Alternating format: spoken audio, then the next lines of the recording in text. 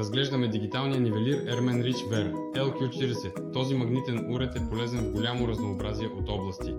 Може да се използва за подравняване на метални конструкции по време на монтаж в строителни и ремонтни работи, в производството за регулиране на наклона на машинни части и заточване на ножове.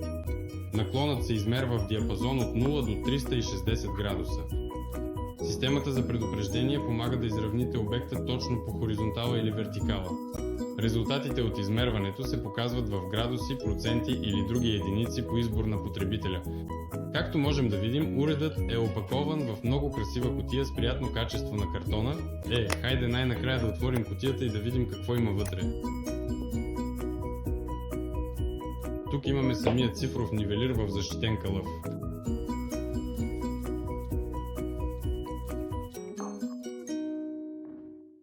В комплекта към него имаме международна гаранция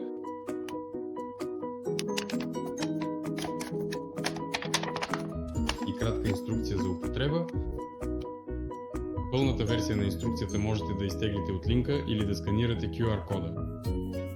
Искам да отбележа, че този цифров нивелир има гаранция 5 години за фабричен дефект, което е много приятно.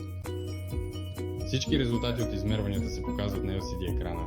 Под него са разположени бутоните за управление.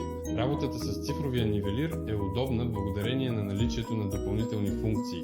Има възможност да задържите получените показания с помощта на бутона Hold,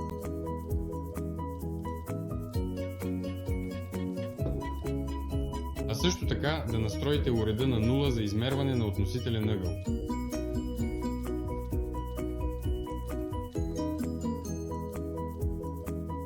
За надеждно поставяне върху метална повърхност помага магнитната основа.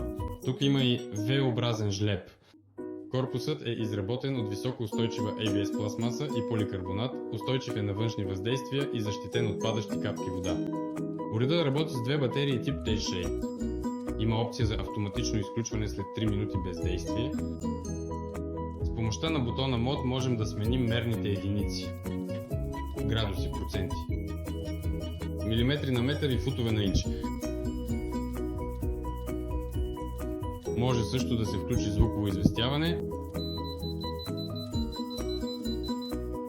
Искам да добавя, че уредът е лек, стои добре в ръката, корпусът е здрав и вдъхва усещане за надежност. Уредът изглежда красиво и скъпо. Това е всичко от мен. Благодаря на всички за гледането и до нови срещи!